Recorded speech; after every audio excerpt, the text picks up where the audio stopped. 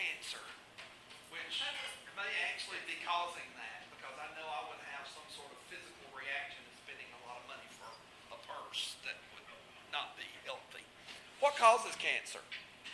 Everything. Well, yeah, you start reading some things. It's like, remember when saccharin, I don't know, y'all are too young to remember, when they came out that saccharin caused cancer. I'm sorry, if you feed 5 pounds of anything to a mouse, it's going to get sick. And they were just feeding massive amounts of saccharin to these animals, and then say, oh, well, now they've got cancer. So, can chemicals cause cancer? Okay, what else? Radiation can cause cancer. What else? Tanning beds. Tanning beds, so UV radiation can cause it. Yeah, just random mutations can sometimes cause cancer. Using drugs. Smoking. Smoking, yeah. These kinds of things. Let's see, what about asbestos? Oh, yeah. Okay, now asbestos is not living, it's not a chemical, it doesn't react with anything. How does it cause cancer? I'm guessing. Does it get in there and just cause a blob or something to form around it, and then all the cells start? It's irritant if you look at it, Yeah. it's got anything that stimulates cell regeneration, abnormal cell regeneration, increases your chances that one of those new cells is going to be immune. So, inflammation, long-term inflammatory responses can cause cancer. Now, you have certain diseases like, certain cervical cancers. They can be caused by viruses, but they may also be caused by other things. They're beginning to find out that long-term irritation, like a kind of a persistent yeast infection, is going to cause those cells to be inflamed and itchy, and some of those outer lining cells are going to die, and then they're going to slough off, and new ones have to be grown. So that's how you get some of those sarcomas that come from the endothelial or epithelial lining cells. Anything that stimulates a kind of inflammatory response can cause cancer. So it can be bacterial, it can be viral, it can be fungal, it can be chemical. You know, asbestos is really not really technically, I guess it's a chemical, but it's not having a chemical reaction. It's just irritating the lungs. And as it rolls around and moves in there, it does cause globs of cells to form around it.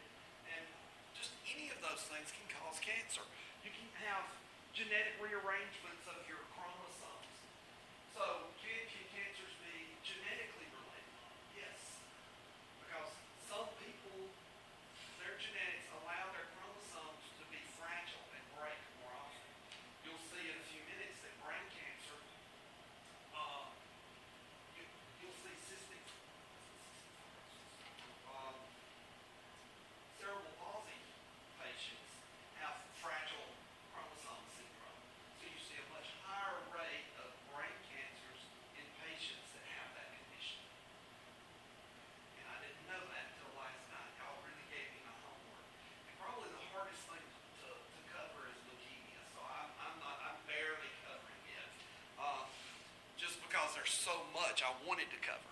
Cancer is over 200 different diseases. It's really characterized by uncontrolled growth, spread of abnormal cells.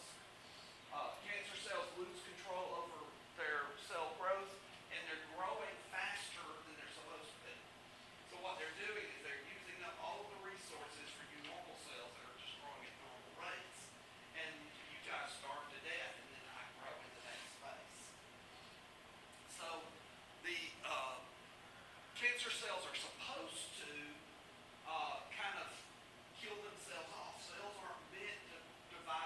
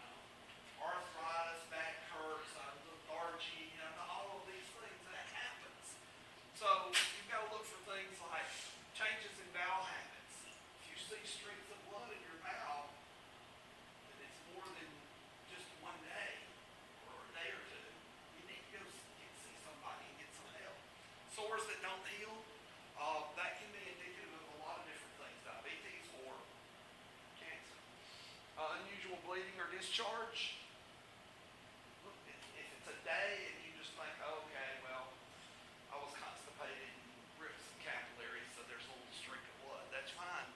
But you want to see about it if it lasts more than a day or two. Lumps, thickening in your body, breast, or other body parts. I gave a talk to a high school once about testicular cancer.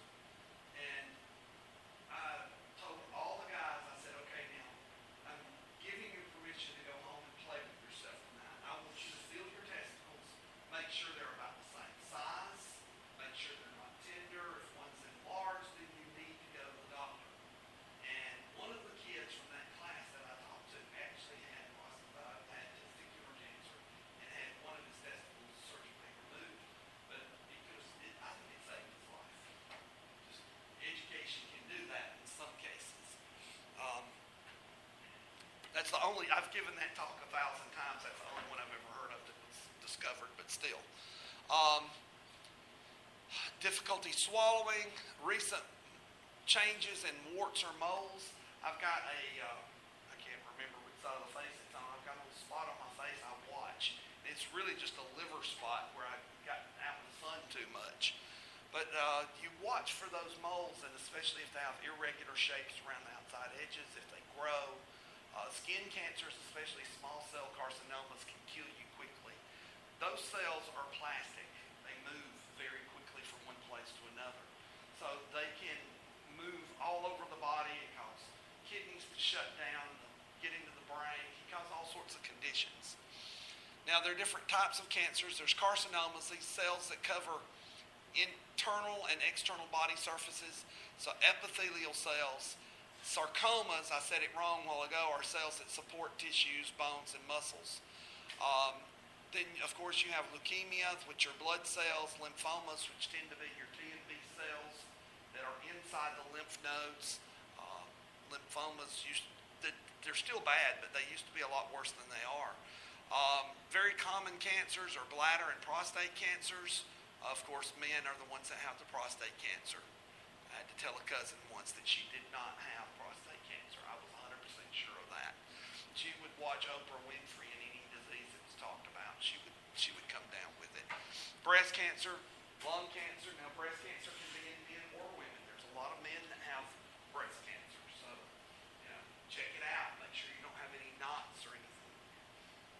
Lungs, if you're coughing up blood, better see something. All right, what causes it? We've already talked about it. Random mutation, viruses, chemically induced mutations, and really anything that causes cell regeneration above the normal level. Inflammation is one of those things. So anything that constantly irritates those cells. Now, some inherited risk. Less than 15% of cancers are inherited. Gene mutations are linked to some inherited cancers. I'm trying to think of if you have the fragile chromosome, if you have a gap in your immune system that's genetically inherited, those are ways that you can genetically get the cancers. Now they're beginning to find out that the microflora in the gut is commonly associated with a healthy individual, and since the microflora is controlled genetically, that may be a kind of a roundabout way of getting to that connection. So there's all different kinds of cancers: ovarian, prostate, skin. There's lots of screening tests. Get screened if at all possible. There's colon screening tests.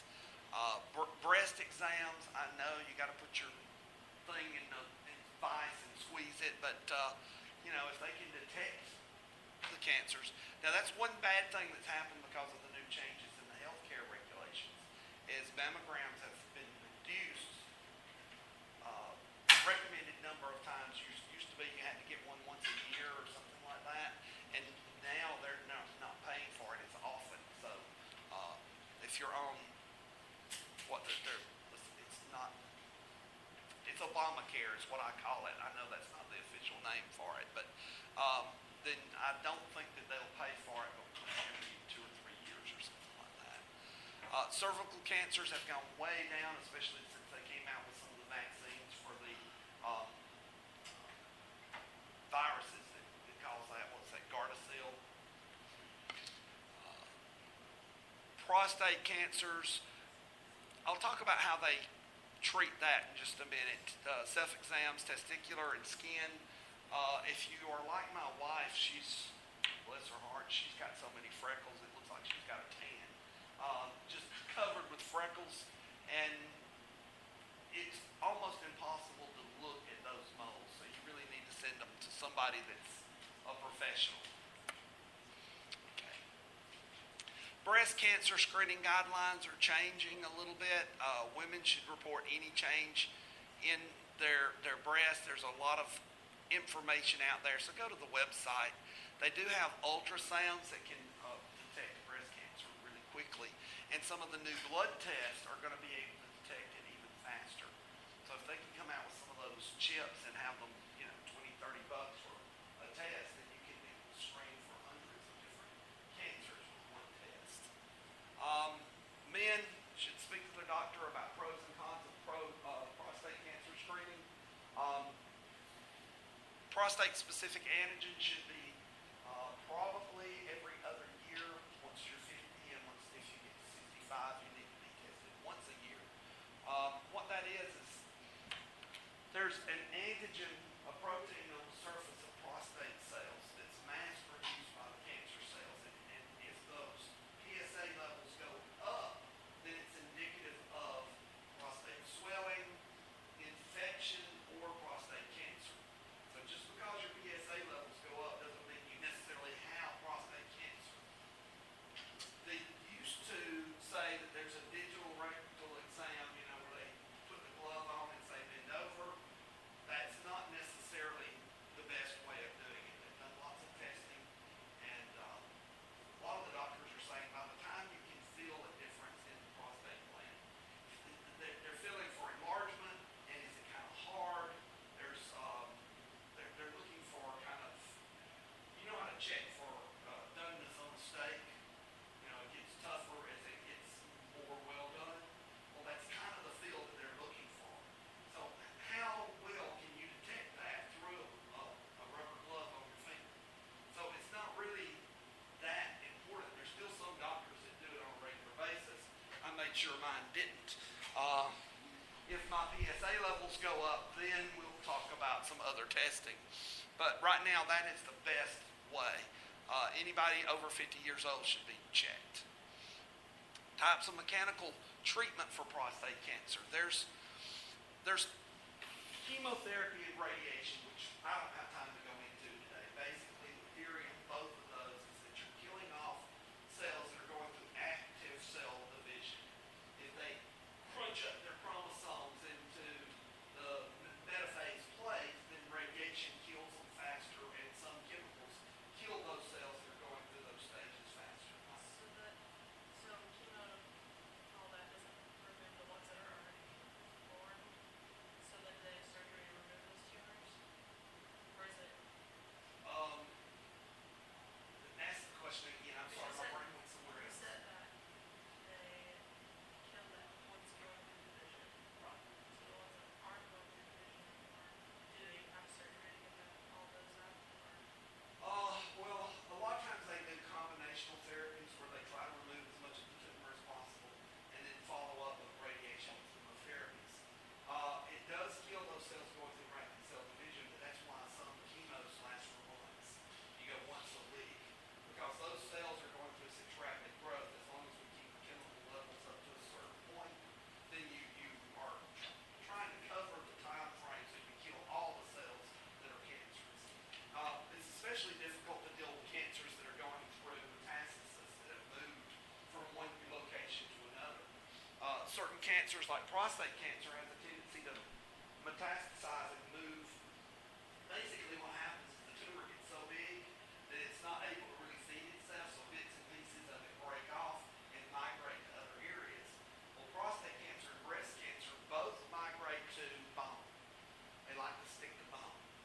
Men with prostate cancer, because of the proximity to the coccyx area, the prostate cells will frequently bind to the bone near the coccygeal area, and it'll cause disintegration of the bone surrounding those nerve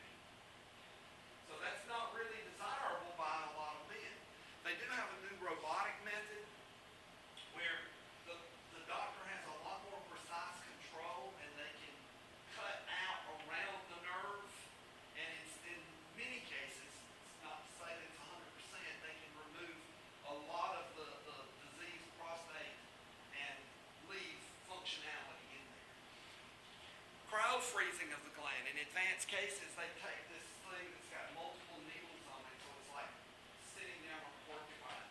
They put the needles up into the prostate gland and they release liquid nitrogen or liquid nitrogen. Liquid nitrogen. And they freeze the gland to destroy it. That can also destroy the nerve that goes through there, and that's not really a preferred method of doing it. The third, the chemical castration, is some cancers react to hormones. Breast cancers react to estrogen. Prostate cancers react to testosterone. The higher the testosterone levels, the faster the cancer is going to grow. So if you use an anti-testosterone chemical, it's called chemical castration. Basically, you lose all the things that are associated with testosterone while you're on the chemical. When you come off of it, you get those things back. But you may get feminization of the breasts. Some men have reported mammary glands that are actually producing milk. I read a story of one guy who was in a grocery store, heard a baby cry, and his front of the shirt got wet, just like a mother nurse's. But that's because they reduce the testosterone levels down. They lose muscle mass. They don't feel real good, that sort of thing. But what they're doing is they're using chemicals to block the testosterone, which causes the tumor to shrink down to a really small size. The tumor doesn't grow while the testosterone levels are small. Then they use what are called radiation pellets. They'll take compressed radioactive pellets and they insert it with this, it looks like it's got a little claw in it with a long needle into the gland and release the pellet. And the radiation preferentially kills just those prostate cells that are growing rapidly. All of these take the chance of causing erectile dysfunction.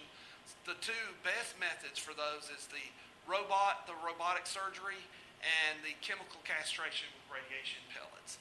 The cryo-freezing technique that's if you have someone that's in stage 3 or 4, you would say, okay, let's just try to knock it out with a cryo-freezing technique, because,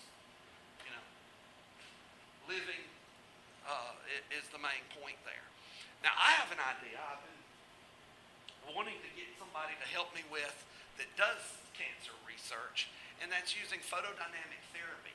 I work with a dye called fluoxin B, that if light hits it, it gives off superoxide radicals. Peroxides, superoxide dismutase, nitric oxides form, that sort of thing. Well, since cancer cells typically are a little more porous, a little more likely to absorb dyes, then I can pelletize the fluoxin B or other photodynamic dyes, insert them into the gland and let the cancer cells absorb those chemicals. Then hit it with light to activate the photodynamic therapies, and it only kills the cells that have absorbed it. So it's preferentially killing the cancer cells. Cool, huh? Cancer cells are just a little more porous. They're actively growing, so their membrane structures actually change. Cancer cells also have a slightly negative charge because they're metabolizing so quickly that they build up a little negative acid environment around the outside of them. All hydrogen ions and acids and products build up. So they're just a little more porous, and they absorb some of those chemicals a little bit better. If you ever get a chance and go on some of the search engines, type in photodynamic therapy, PDTs, and there's lots of cancers, especially skin cancers, that work really well. Internal cancers are harder to treat because you can't get the right wavelengths of light in some places. The prostate gland, you can get the light penetrating the right wavelength. Yeah, you might have to walk around with a light in your pants, but I don't care if I have to have one of those glowworm things in my pants, if it's better than some of these other methods. Of course, that's just a wild idea that I've had. I'd like to play with it some. Brain cancers. I knew almost nothing about brain cancers. I am not an oncologist. Please don't take this as 100% gospel. This is just a very quick, brief idea of what cancer is about in the brain. This is the basic outline of the brain. The main problem with brain cancers is they put pressure on other areas. It's in a closed environment. There's a set amount of space. More space you take up with the cancer is more pressure that it puts on different areas of the brain, and it can cause all sorts of side effects. Blindness if it's putting pressure on the optic nerve, for example. So you get the idea that the brain is a complex environment, and a lot of the cells are derived inside the brain. The source of the brain cancer can be multifold. It can be cells from the meninges, it can be glial cells that are found in the brain that they're kind of like octopus little glial cells that are there. Or it could be cancers that have managed to metastasize from other areas of the body. But most of the brain cancers are going to be formed inside the brain. That's where they're going to originate, or at least the cerebrospinal fluid in the brain. There's some benign brain tumors. Doesn't mean they're not causing damage because they're sitting there, they're not growing. But if they're putting pressure on something, they can be removed. The typical thing that you look for in these brain scans, I read, is you look for the benign tumors will have clearly seen, defined, kind of smooth edge to them, where a more aggressive cancer will look like it's got fingers growing out into the brain itself. It's not going to be as smooth around the edges. Benign tumors can press on sensitive areas. I already said that. Benign brain tumors are sometimes life-threatening and have to be removed. Very rarely a tumor will become malignant. So it can sit there for your whole life as long as it's not causing any weird problems, leave it alone. But if you want to keep an eye on it, make sure it doesn't change over and become malignant. Malignant brain tumors are generally a lot more serious and often life-threatening. These can occur very quickly. My wife's aunt passed away from a brain tumor. And my wife's a cytotechnologist, so she knows more about cancer than I do. So I picked her brain, last night talking about brain cancers. They can metastasize from other areas, but they believe that her aunt died because she was down near an area in Anniston that's known, as a toxic area. There are a lot of those chemicals. So 3 of her siblings, of her mother's siblings, passed away from some sort of cancer, and her grandfather's first and second wife both died of cancer. That old man's still going. I don't think he Did they all grow up in that area? they grew up in that area, and they think that may be the reason that it's chemically produced. The Monsanto release of chemicals there. All right. There is definitely a mathematical increase in your chances of having cancer if you're from some addresses in that area. These malignant brain tumors can grow rapidly. They invade healthy brain tissue. So really speed is of the essence. The faster they can get that thing out, the better off you are. The good thing about brain tumors is they don't tend to metastasize like other cancers. Once they get in the brain, they stay in one location. So it's easier to clean it up because they're all in one spot. Prostate cancers and breast cancers are really hard to treat if they metastasize. So the prostate, once it starts moving to other areas of the body, it's almost impossible to completely wipe out. Does that usually happen through the lymph? When something metastasizes through, usually go through the lymph system? It depends on the origin of the cell. The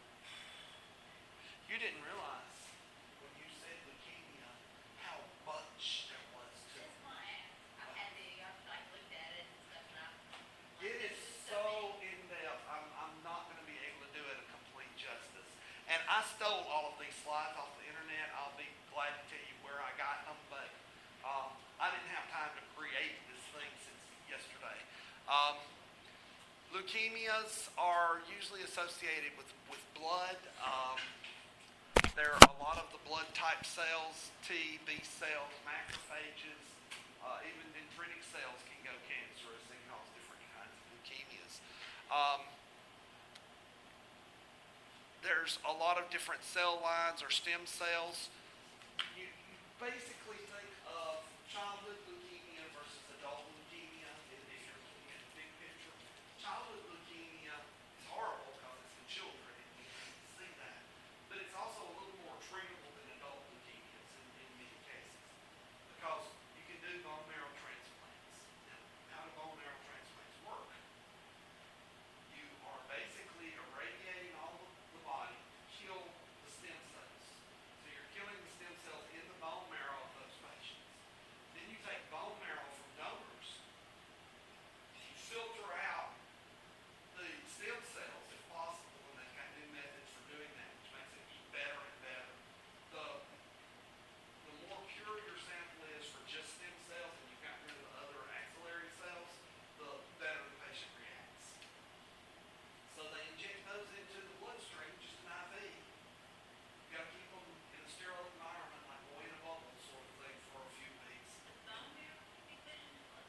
If the bone marrow stem cells is put into it, it's not injected directly into the bone. They just go there. They just go there. They migrate there. They're programmed to go there by the receptors on their surface. They'll just float around until they find the receptor they want to grab onto. So stem cell that is injected, not the whole. You just said that's what you were saying. It's filtered. That's the preferred method. Now, I'm not sure what different doctors do, but I do know that at least in mice, guinea pigs, and other test animals, I'm an experimental biologist. I don't know what they do in the hospitals much. That if they purify and remove all the axillary cells and only put the stem cells in, then you have better responses from the patients. In children, they've got to where they're taking umbilical cord blood from newborn babies and they're isolating the stem cells from it. The smaller the body, the fewer stem cells you need to regenerate an immune system. But the larger the kid, all the way up to adult, the more stem cells you need. Well, now they've learned that they can put multiple sources of stem cells into one patient. And that's been going on for about the last 5 years or so. They take 5 different umbilical cord blood samples, isolate the stem cells, and inject it into one kid. So the kid now has T and B cells that originate from 5 different donors. You've killed off their bone marrow cells. Now, the problem is, very few of the cells survive education in mice. So they have to produce millions and millions of T cells in the bone marrow to have just a few make it through the education system in the thymus gland and go out and do stuff. So it takes a little while for that new immune system to kind of kick in and go. Plus, you don't have immunity necessarily to the things that you've been vaccinated against. You have to go through and get vaccinated over again after a period of time. All right. So it really doesn't help an adult, would it, to have this because Oh, their yeah. thymus They do it. doesn't It's work just anymore. It's turning to blubber or something. oh, the thymus shrinks the older we get. So it's definitely age-related success. So the older the patient, I'd say over 65 is very low success rate. Before then, your thymus is still working really well. The problem is getting it to establish a brand new immune system, getting enough stem cells together to go in. Because I could crack all of his bones and take all of his bone marrow and then isolate those few stem cells, and it might be enough to kickstart an adult. Probably kickstart 2 or 3 kids. And it's just, I don't know, there's more regenerative ability in a kid than there is in an adult. I know that's not scientifically proven, but we all know it. Kids get cuts and scrapes and they don't scar. The older you get, the more likely you're to form scars. Okay. Leukemias can be chronic or acute. Chronic, in which the onset is insidious, the disease is usually less aggressive, and the cells involved are usually more mature cells. What does insidious mean? I'm sorry. Somebody help me out. Insidious is more like, When it's bad, you don't really know it. yeah, it's, exactly. There's, a spy in the building, he's stealing all my tests, he's insidious. You know, guy comes in with a gun, it's more aggressive, and he just takes my computer with him. It's not as noticeable. You're not really Yeah, bad. they're like spies. They sneak in on you, but it's kind of insidious, slow. You don't notice it. That's a good definition for insidious. I like that. So you get the disease is very aggressive in the acute stage, poorly differentiated with many blastocytes. Introduction to leukemia again here. It depends on where they come from. Now think about it. We went through the whole blood cell. We've got a pluripotent stem cell that then decides to become a bone marrow.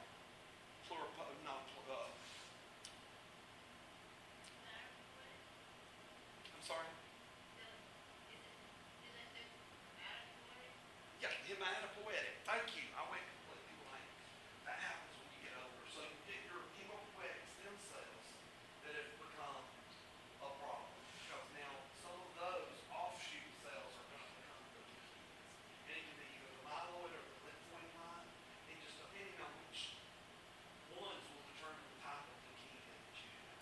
That is frequently caused, some of them are caused by kind of a breakage of some of the chromosomes and rearrangements. Chromosomes will frequently break off and turn around and reattach. And when they do that, then you've got a cancer form. That's what happened to Dr. Sauterer when he had his leukemia, and he still smoked a pack a day. I don't understand it. More than a pack. Oh, well, he says it's a pack a day. Yeah, sometimes I'll... Huh? Yeah, he coughs up a lung on a daily basis. Yeah. His leukemia is chronic. He's in remission right now. And Wow. he's mainly in remission because of some of those monoclonal antibodies combined with his chemotherapy, and it's kept him in remission. It may come back, but they've come out with, look at the monoclonals. Every day there's new ones. I told you about the HER2 gene. So that's found in about 60% of the population. It's a little bit higher in Caucasians than it is in other populations. If you have that gene, they can give you a monoclonal antibody. Well, first, they try to kill it with a little bit of the chemotherapy, and then they come and they hit it with this monoclonal antibody. And it goes up, she's got an earring there, it's the receptor, and it grabs the earring, and when it does that, it kills her and commits suicide. It causes apoptosis in the cancer cells. And since the cancer cells are the only ones that produce that particular thing, a monoclonal antibody was referenced to kill the cancer. It's really cool. Okay. So it identifies the cancer, the protein produced by the HER2 gene as an antigen for 40%. Yeah, HER2 gene is in humans is usually only expressed during fetal development, so adults don't express it, but the gene's still there. But when the cancer cells become cancerous, that's one of the genes that's turned on in the cancer. So you're positive for the gene, but you're not expressing it if you're a normal, healthy individual. If you have cancer, only those cancer cells are expressing the fetal HER2 gene. Some genes are necessary for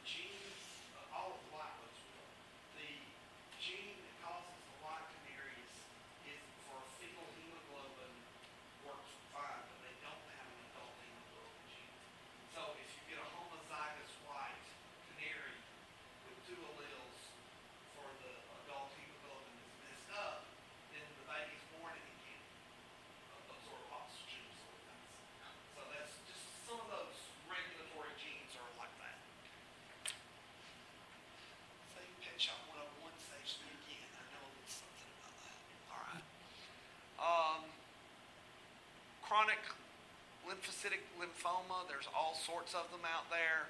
Plasmacytic, multiple myelomas, hairy cells, they look like they've got little hairy projections coming off of them. There's all sorts of the large granular cells that are lymphocytic, all sorts of syndromes associated with leukemia that I just, one, don't know very well, and two, don't have time to cover in this 2-hour period. Exact cause is frequently not known. You may never know what the cause is. There are a lot of different host factors, your immune response, your age, chemicals, the way you've lived, all of those things can be involved. But you do see an abnormality, kind of a genetic predisposition in people that have Down syndrome. A lot of environmental factors, ionizing radiation. I worked in a nuclear power plant one summer checking for, I won't go into that, but it's amazing what they do in those power plants, all the security regulations and everything that you have to go through. And you are exposed to a small amount of radiation just being in there. Mutagenic chemicals, drugs, viral infections. There is a viral component to some leukemias. That HTLV-1 is a human type lymphocytic leukemic virus. One was the first retrovirus to be discovered. And it basically causes you to get leukemia. So a few cases where people get the stem cell bone marrow replacement therapies, they recover, but then they get it again because they still have the virus inside. So the virus hides out and causes a recurrence of the leukemia. And it just may be that their immune systems aren't adept at fighting off that particular viral infection. There's some ways that you can look under the microscope and see that little R rod there? You shouldn't see that on a bunch of these myoblasts that are found in the bone, the blood. So if you see that kind of little nodule there, it's almost like a limb bud off of a. I like embryology. When I was coming through, I didn't know if I was going to be a microbiologist or an embryologist. So that's why I think of things in terms of embryological sources. Another thing that you look at is typically you have a little bit of cytoplasm showing in some of these lymphoblasts. That should be kind of clear looking around the edges. And this nucleus is enlarged, which means to me that there's something going on in the DNA that's expanding it. DNA should be a little more tightly bound around what is it? The carryout cells, histone proteins. Yeah, the histone proteins that line the DNA down. Bacteria don't have those, so I have to stop and think when I'm looking at it. So I just think that the lack of cytoplasm there is another indication. The problem is your average person looking through this are lab techs that have very little time to learn to differentiate those types of cells unless they specialize in leukemia. So your lab techs that work in a lab that deals with leukemia would catch it, but your average lab tech's not going to. And digital microscopes don't catch a lot of these things either. So they've switched from using cytotechnologists, which recognize those things, to using digital microscopes. And a digital microscope, you have some trained monkey off the street that did the slides. They put it into a machine, it stains them, and then you put the slide on the microscope and hit a button, and it screens the slide, and it marks spots for you to look for cancers. So it's only as good as the programming is on the microscope, and you miss a lot.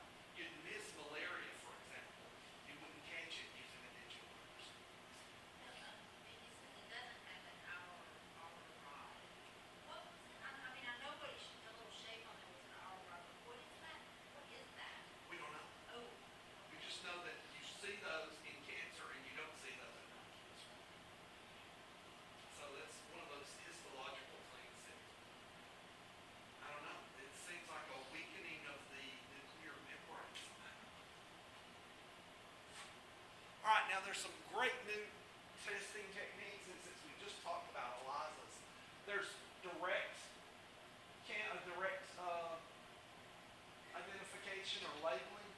So if you are looking for an antigen, let's say that's an HER2 gene. That's the protein encoded by the HER2 gene. And you have an antibody that will bind to that particular thing. Then you can label it with some sort of indicator, a fluorescent marker. And you can run it through a flow cytometer and actually count the number of cells that show positive for that binding radiation. And what they do is they label the cells, they wash them in a saline solution that washes away all the non-bound stuff, and then they put it into the cell counter that literally counts the number of cells that are showing positive for that condition. Indirect would be we're using anti-mouse antibodies or anti-human antibodies, whatever, and you put the label on the secondary thing. This allows you to a little more, it's a little cheaper to do it that way. So basically it's just got to bind, and that tells you whether or not the cancer's there. So if you can find an indicator protein that's being expressed on the cancer cells that's different from the other cells, there's lots of ways that you can actually count the number of cells that are leukemic. Does that make sense? A light microscope is not going to show you that difference unless you're lucky and you see the two things that I showed you before. There's a few others, but now the way the flow cytometer works is it goes through kind of a fluid sheath, and it focuses the cells. It fits an area so that the cells are going through one cell at a time. And then they've got a laser going through that interacts with the fluorescent marker. Could be a UV laser, it could be anything, but as they go through, you get a digital counter that just counts the number of positives. Really works well. Cytogenetics. I did a little cytogenetics. I thought I was going to be great at cytogenetics. I'm a hybrid finch when I was working on population genetics. I didn't realize that birds have a lot more chromosomes than I realized. So I'd already kind of said I would do it, and I had to go in. Chickens have about 110 chromosomes on the average, but they can vary them. Yeah. Well, the finches I had more than that. And being able to look at the pattern of chromosomes and match them up, it was like putting a puzzle together when you didn't have all the pieces, and every different picture was a little different. So it turned out to be a problem. Leukemias, lymphomas are characterized by specific chromosomal abnormalities. There's lots of different ways of looking at them. There's a lot of DNA tests, but right now the RT-PCR is one of the newest, best friends of people that are working in oncology for leukemia, because they can send the test off, and from the time they start running the test to the time they have an answer is usually less than 30 minutes. What is the RT stand for? Reverse transcriptase. No, I'm sorry. It's real-time PCR. Reverse transcriptase is if you're making a cDNA. So if it says just RT-PCR, it's real-time PCR. So it's every time you get a duplication of the gene that's targeted, you get light emission. And I just thought of something while I've got y'all here. There was a couple of questions that were marked wrong on my key. I've already made the correction, so you should see a point or two increase on the whiteboard. So if you have any questions, I'm sorry, that happens. Look at it, he's checking to see if he was one. It was weird. I had one person that jumped 2 points and one person that only jumped 1 point. I had averaged a little weird. So So if the RT-PCR gene is in one organism, like one person thing, it duplicated, the light that indicates that that gene is active is there. So it's brighter yeah. each time the gene is duplicated. Yeah, so you can detect them in 1 second. You can detect for the Borrelia burgdorferi that we're doing, we can detect easily down to 10 cells of those bacterial cells. If you're talking eukaryotic cells, a lot of times you can detect down to 1. If I test the tick for the presence of that bacteria, in 30 minutes I know not only whether or not it's positive, I know how many there are. So that's kind of the new thing. A lot of these other tests, southern blotting takes a full day, and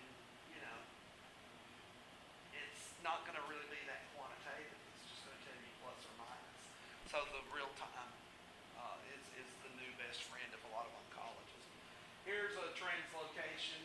You can get, look at that. There's a movement of pieces of the chromosome from these two that can cause certain types of leukemia.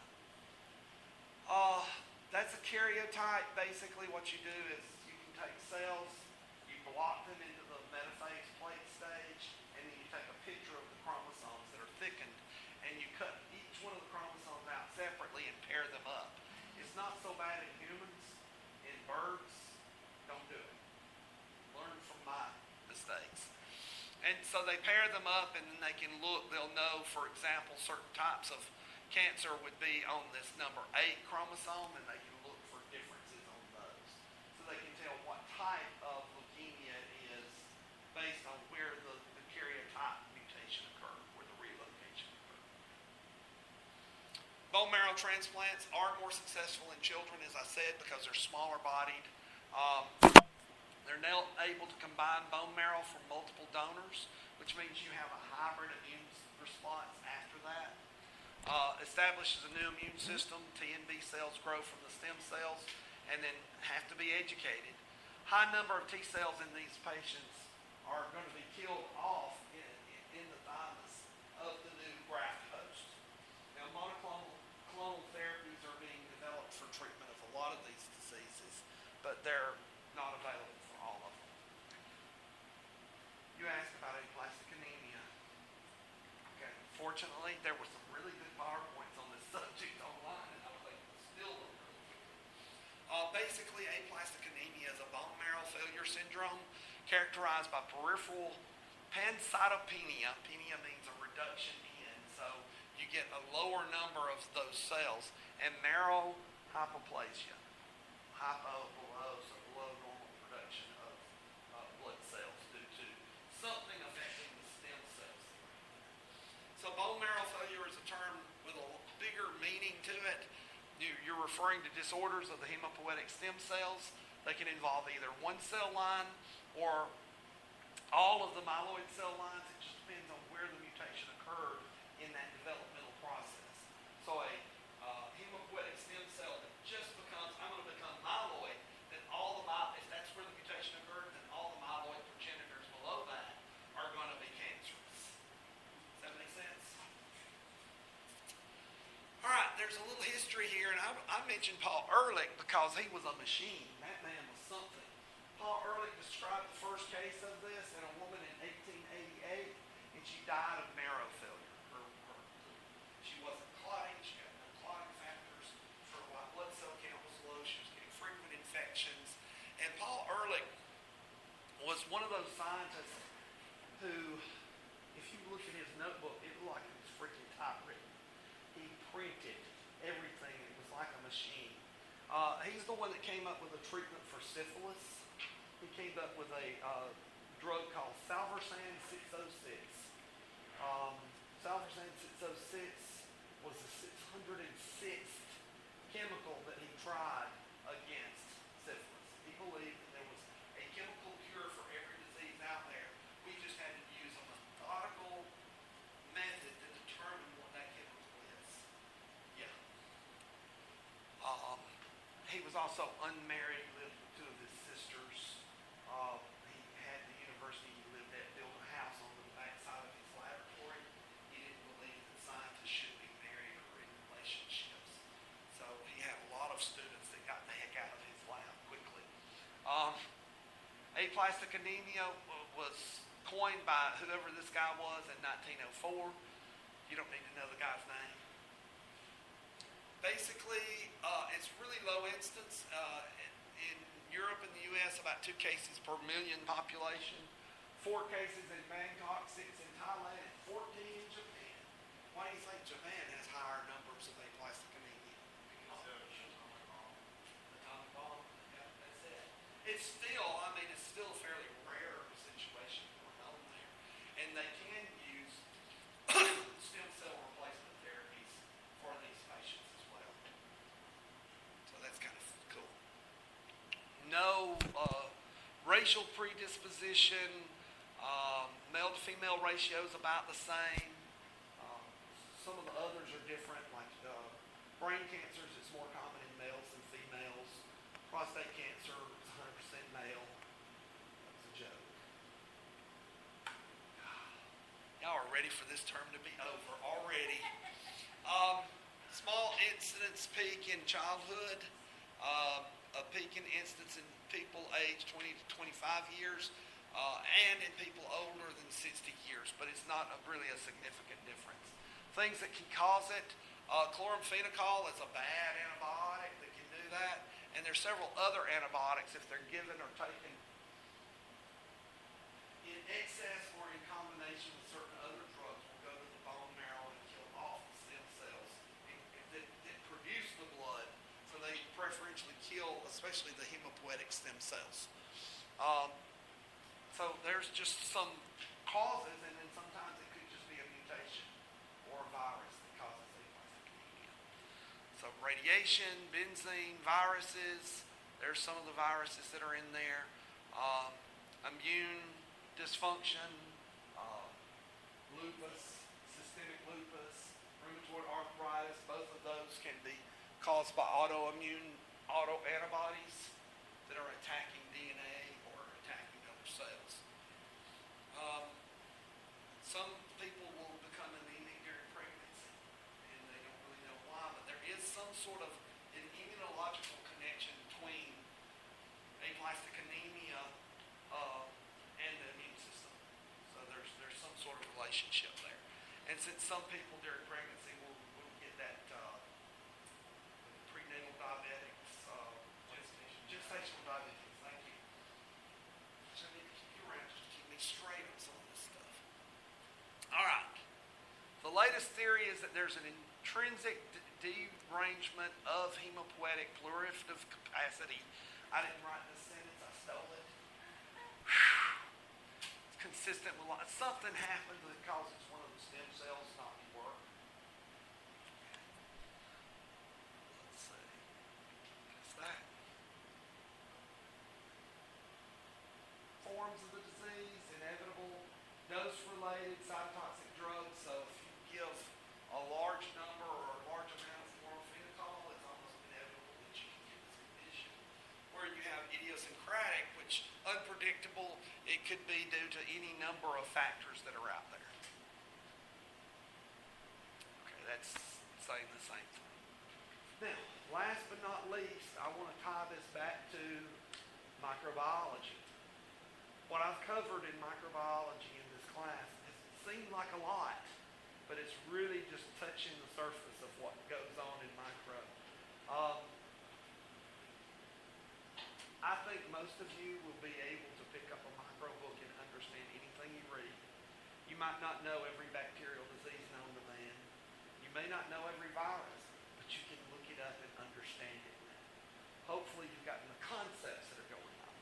Well, now when we covered immunology, I didn't go into cancer immunology. I barely get to it in the immunology course normally, but I want to just touch on a couple of things. There's some terms that go along with things, but let's skip on over. Does the host respond to prevent oncogenesis, the formation of cancer? Yes. We have natural killer cells. We have NK cells that specialize in killing off cancers. We have other cytotoxic T cells that should be doing the job. So most of you have had cancer multiple times in your life. It's just that your immune system was effective at killing off those cancerous cells as they develop. So you had it, but it's gone, it's taken care of. It never developed into a problem. How does the host respond? What exactly is the host recognizing? What can we do to prevent the formation of cancer? And what can we do to limit the growth and progression of it? Now, just looking at the surface of a cell, there's all sorts of different proteins on their surface. Try to keep that in mind. Some of these are signal sequence proteins, so there's an oncogene product. That is not found on a normal cell. If that oncogene product is not found on any other cell in the body, then it can become a target. Know your enemy. That's the thing that's different from those cells versus the others. But there's going to be a lot of other things that can be expressed on the outside surface. You can have viral antigens being expressed on cancer cells if it's a viral You can have oncofetal antigens. These are only expressed in cells that are cancerous, except during fetal development. You can get the antibodies, especially MHC class 1, that are expressing unusual antigens from inside the cells. So you get the idea. You're just looking for the differences and you're trying to target those potential differences. Now, some sort of mutation occurs, and then those cells start growing like crazy, and they become more and more invasive. And if they can enter the bloodstream, then they'll become metastasized and move throughout there. Now, there's functional classification of cancer-associated genes. You don't have to memorize that chart. Aren't you proud of me? I'm being nice. But that just gives you an idea that there are things that have to do with growth factors, signal transducers that in some cases signal growth, transcription factors, things that stabilize long-term cell survival in actively growing phase. Some of them are going to be responsive to hormones. I mentioned breast cancer earlier. Breast cancer responds to estrogen. Well, estrogen can regulate gene transcription and stability of the RNAs. So not only are they making more copies of messenger RNA, the messenger RNA is surviving longer if estrogen is present. So they have some drugs that can block estrogen receptors on these cancer cells and prevent them from being stimulated by it. Cool. If you want to sit down and come up with a treatment for any disease, the first thing you need to do is sit down and write down the differences between the disease and normal situation. Now you have targets. And then you look at every pathway for each one of those and see if there's anything you can use that will preferentially target the cells you're going after. I just gave you the secret to drug development. Now spend the rest of your life trying to figure it out for one condition. All right. So normal cells have MHC class 1s expressed on the outer surface, and they carry some antigen from inside the cell, and they insert it into the MHC1 binding site. If this cell is expressing altered self-peptides that have mutated, then that's going to look different, and that's going to be a red flag to the immune system. If that cell happens to be expressing, if the cell happens to be expressing some fetal protein that's normally not transcribed or translated, then it's going to be a red flag. Overexpression of normal proteins won't necessarily be picked up by cytotoxic T cells or natural killer cells. So those are three different ways that you can get kind of inappropriate production of MHC class 1 molecules. This one's probably the hardest to treat. The third one. Did you say the oncofetal, that's one when it just expresses during fetal development that it shouldn't be expressing? It should not be expressing in normal cells, but it is being expressed. There are some fetal proteins that are expressed and they're in the cytoplasm. So they're not in the membrane structure. But because we have MHC class 1 randomly pulling antigens out of the cytoplasm and putting them on the outside surface, you have a chance of detecting the cancer cells by looking for those MHC-bound anti-process antigens.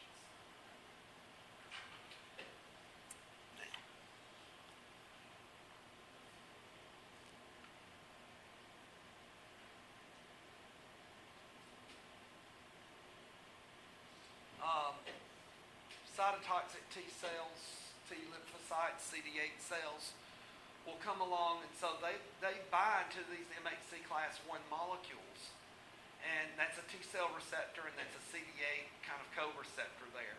And if it binds and it recognizes that this is self-MHC, but that's some protein that's not supposed to be expressed, then this cytotoxic T cell will try to kill that tumor cell.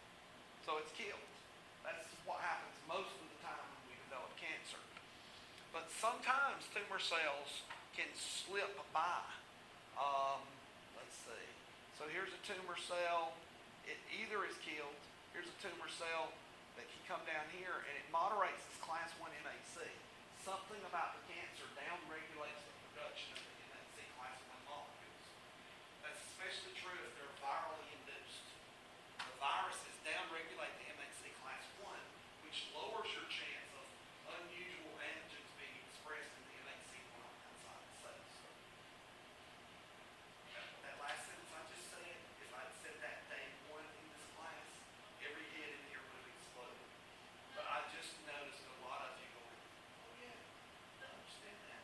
That makes me proud. And then the natural killer cells aren't they the ones that are supposed to identify? They're going to count the number of MHCs on the outside surface, so that's where they would come in. As they would come in, they'd go, wait a minute, you only have a few of these MHC class 1s, and you're supposed to have 100, so you need to die. And they kill the cytokines too? They use the same perforin kind of pathway.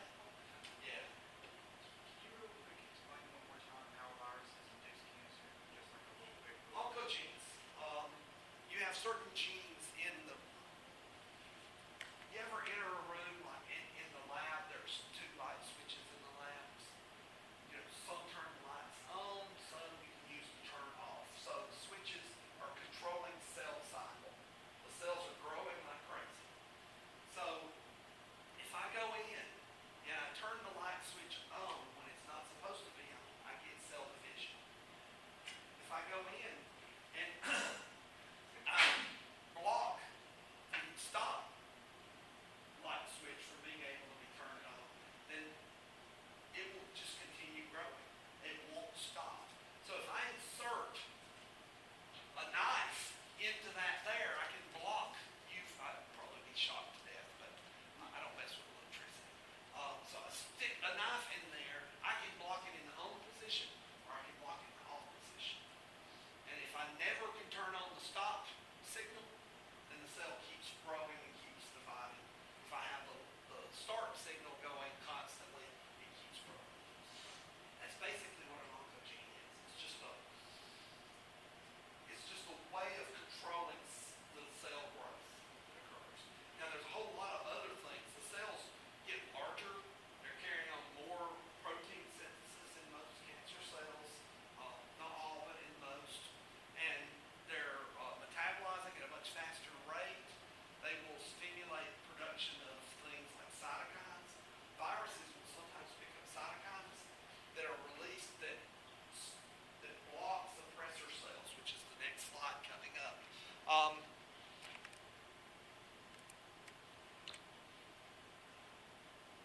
No, that's not the next slide that comes up. But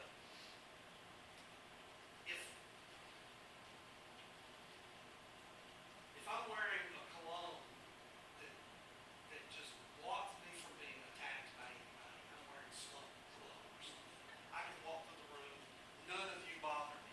So the virus will sometimes pick up a cytokine or interleukin gene, which are small genes, and express it. So they're wearing skunk perfume, and the immune system is going to leave us alone.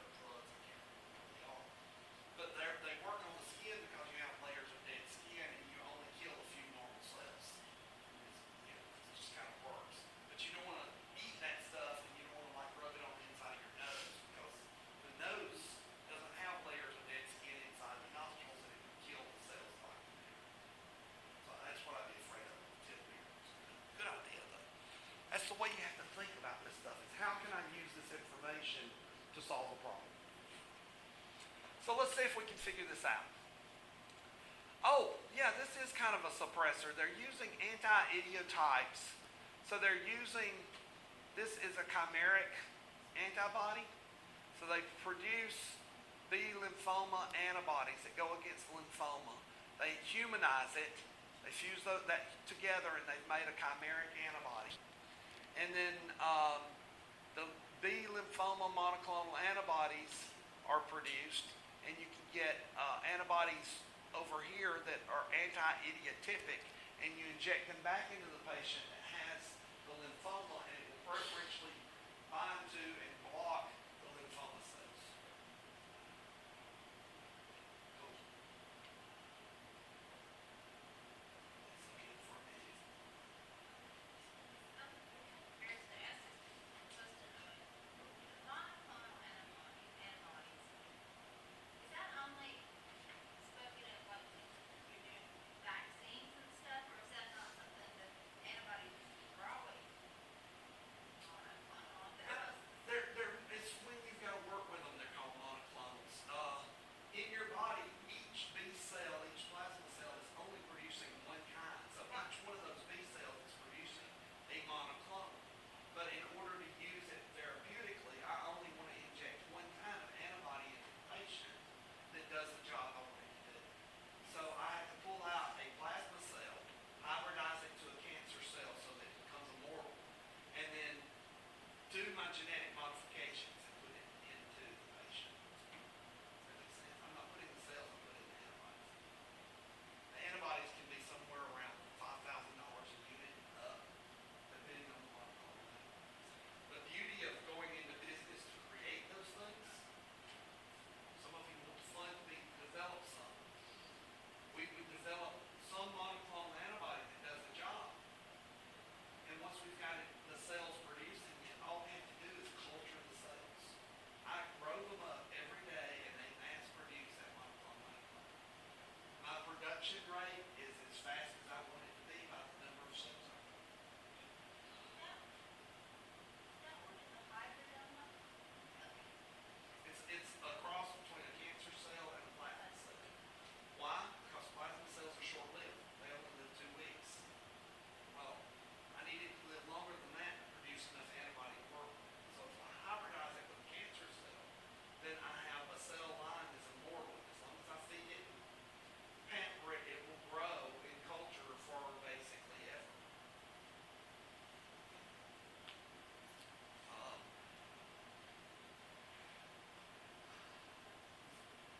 Vaccination of mice with radiated kill tumor cells. So we take the tumor, we kill it with radiation, we inject it into a mouse.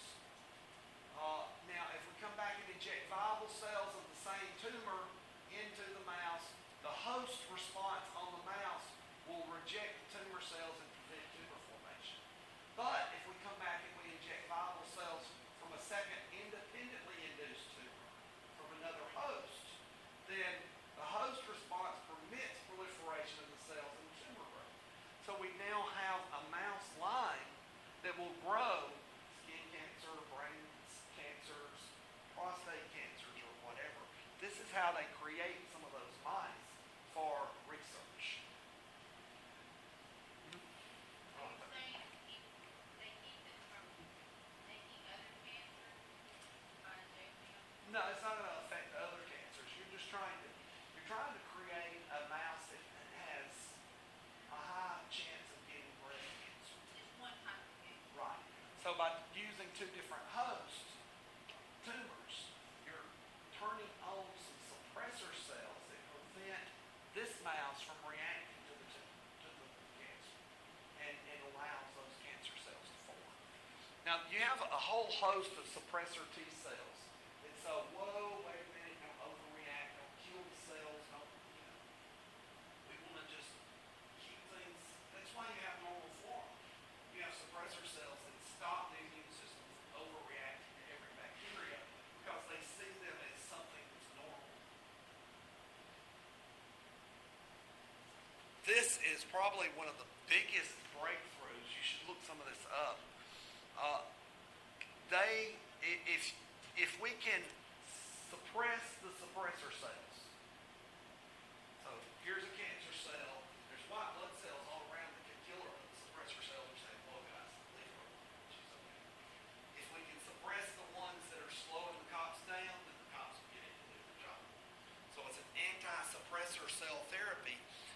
things like these two chemicals that block T suppressor cells. Here's a problem. If you suppress at all using these chemicals, you can have autoimmune diseases develop during the process. But, you know, if I've got cancer, if I were told I had stage 4 cancer, I might take the chance. You know, if I can suppress the suppressor cells using this type of therapy for a while, then maybe my immune system would help me fight off the cancer that's killing me. I'll worry about arthritis later. All right. Questions? Y'all gave me some homework, and I hope I did an okay job of throwing it together.